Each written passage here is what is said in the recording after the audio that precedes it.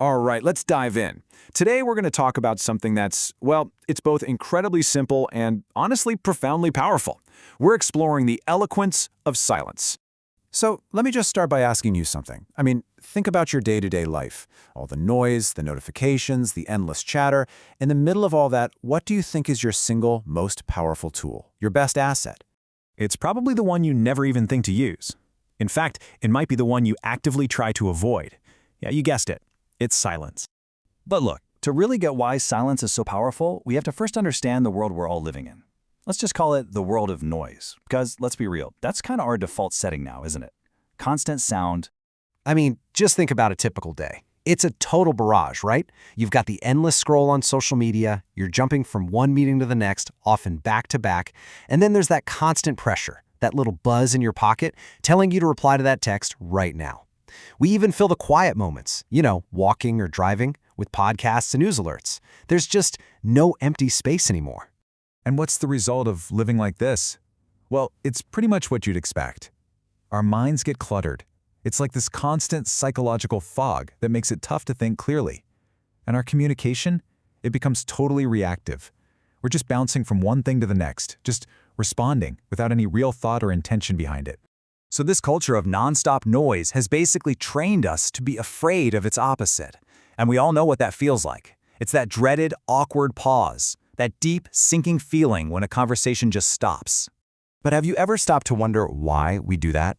Why do we have this almost physical need to jump in and fill every little gap with pretty much anything? It's a feeling we all know. It's almost universal. And when you look at the psychology behind it, it's not just one simple thing. A huge chunk of it, like 45%, is just plain old social anxiety. We're worried about what other people are thinking. Then you've got another 30% of us who think that being silent makes us look weak or like we don't know what to say.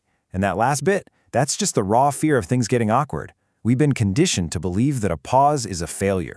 Okay, but here's where we're going to completely flip the script. It's time to reframe this whole idea. We're going to dive into the power of stillness and start looking at silence not as this empty thing, but as a language all on its own. So what if that pause isn't a void you need to be scared of? What if it's actually a space that you can use? What if silence isn't empty at all? There's this quote that just says it perfectly. Silence is a source of great strength. And when you really think about that, it changes everything, doesn't it? Suddenly, it's not a weakness you have to fix. It's a strength you can build. You're shifting from being defensive to being, proactive. And that brings us to the core idea here, which is something we can call strategic silence. And the really important word there is strategic. This is not just about shutting up. It's about intentionally using a pause to create space. Space for other people to think, space for you to have influence, and maybe most importantly, space to build a real connection. All right, so that all sounds good in theory, right? But how does this actually work in the real world? Let's get practical and look at how to use silence as an actual strategy. Okay, picture this. You're in some kind of high-stakes meeting, maybe a negotiation. The instinct is to talk first, right? But doing that can make you seem reactive, and you might show your hand way too early. Now, what happens if you pause first? You completely flip the script. All of a sudden, you're encouraging the other person to talk more. You're giving yourself time to actually think, and man, does it project this incredible sense of calm and control. And look, this isn't just some trick to gain an advantage. Think of a pause as an invitation. It's a powerful one. It's this nonverbal signal that you actually respect the other person. It basically says, hey, I'm not just sitting here waiting for my turn to jump in. I'm listening. The floor is yours. So here's a super simple 4-step way to try this. First, you ask a really good open-ended question.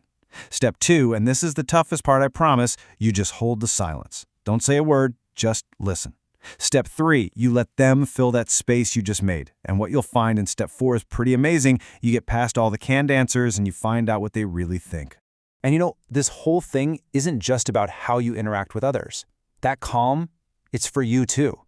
When you intentionally create these little pockets of silence in your day, you're giving yourself the room you need to find some clarity, to actually reflect. It's how you cut through all that mental clutter we were talking about before. Which brings us to our final big idea. It's about finding your eloquence, not in having more words, but in finding that calm inside you. So what's the big takeaway from all this? When you start to get comfortable with silence, you're not just winning an argument here or there. You're actually becoming a more thoughtful communicator. You start building deeper, more real connections. And maybe best of all, you start to feel this sense of inner calm and control, even when the world around you is completely chaotic. Because when you boil it all down, true eloquence, it really isn't about having the perfect thing to say. It's about having the wisdom to know when you don't need to say anything at all. So I'll just leave you with this one question to think about. Your next meeting, the next chat you have with someone you care about, that next big decision, where are you going to let silence do the talking?